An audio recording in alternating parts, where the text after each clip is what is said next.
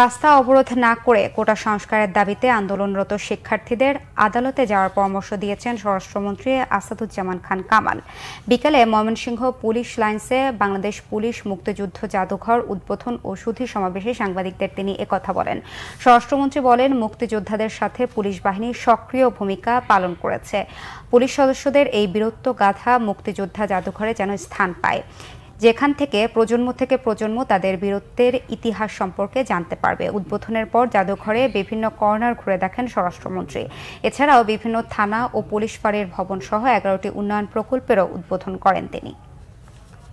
বিচার বিভাগ সম্পূর্ণ স্বাধীন। বিচার বিভাগের থেকে একটা বার্তা আসছে যে কোটা আবার চালু। এতে সংক্ষুব্ধ হয়েছে আমাদের ছাত্ররা। তাদের যে দাবিটা ছিল, আবার প্রধান বিচারপতি কিন্তু স্পষ্টতরভাবে